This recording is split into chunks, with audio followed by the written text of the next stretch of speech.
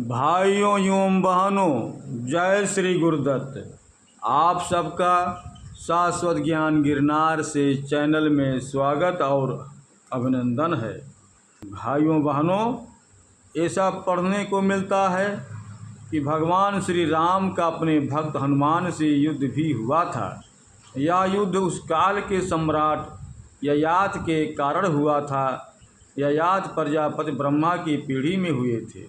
ययाति की दो पत्नियां देवयानी और शर्मिष्ठा थीं।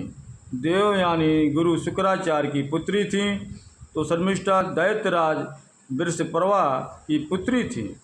पहली पत्नी देवयानी के यदु और तुवर्सु नामक दो पुत्र हुए और दूसरी शर्मिष्ठा से द्रुह, पुरु तथा अनु हुए। ययाति की कुछ बेटियां भी थीं, जिनमें से एक का नाम माधवी था। माधवी की कथा बहुत ही व्यथापूर्ण है। ययाति के प्रमुख 5 पुत्र थे: पुरु, यदु, तुवर्स, अनु और द्रुह। इन्हें वेदों में पंचनद कहा गया है। 7200 ईसा पूर्व अर्थात आज से 9200 वर्ष पूर्व ययाति के इन 5 पुत्रों का संपूर्ण धरती पर राज था।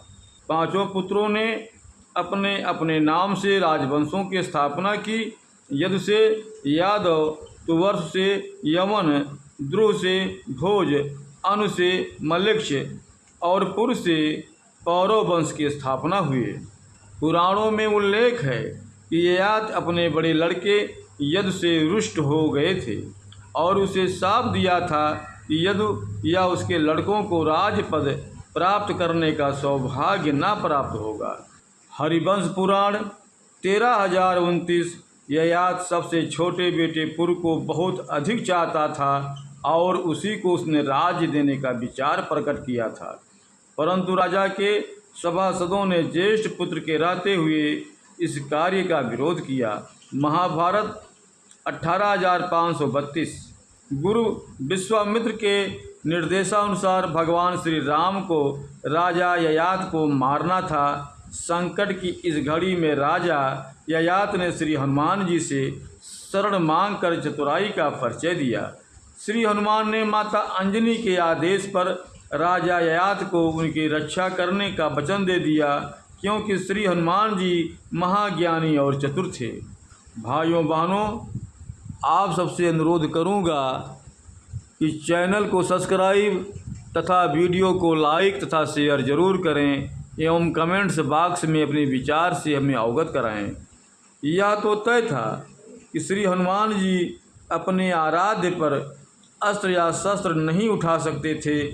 तब ऐसे में हनुमान जी ने किसी तरह से अस्त्र शस्त्र से लड़ने के बजाय भगवान श्री राम के नाम को जपना शुरू कर दिया। राम ने जितने भी बाण चलाए सब बेअसर हो गए। ऐसे में विश्वामित्र भगवान हनुमान की श्रद्धा, भक्ति और रक्षक को दिए वचन को देखकर विस्मित रह गए और हनुमान जी की इस भक्त को देखते हुए उन्होंने भगवान राम को इस धर्म संकट से मुक्ति दिलाई। उन्होंने श्री राम को युद्ध रोकने का आदेश देकर राजा ययाति को जीवन दान दिया। इस तरह से दोनों के ही वचन की रक्षा हो गई। भगवान राम जब राज सिंहासन पर विराजमान थे, तब नारद ने हनुमान जी से विश्वामित्र को छोड़कर सभी साधुओं से मिलने के लिए कहा। हनुमान जी ने ऐसे ही किया। तब नारद मुनि विश्वामित्र के पास गए और उन्होंने उन्हें भड़काया। इसके बाद विश्वामित्र गुस्सा हो गए और उन्होंने इसे अपना अपमान समझा।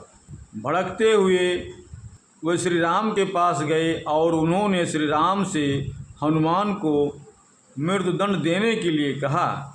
श्री राम अपने गुरु विश्वामित्र की बात कभी टालते नहीं थे। उन्होंने बहुत ही दुखी होकर हनुमान पर बाण चलाए, लेकिन हनुमान जी राम का नाम जपते रहे और उनको कुछ नहीं हुआ।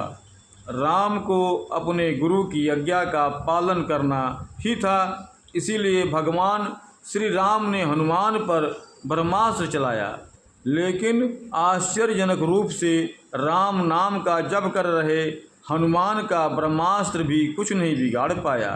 यह सब देखकर नारद मुनि विश्वामित्र के पास गए और अपनी भूल स्वीकार की।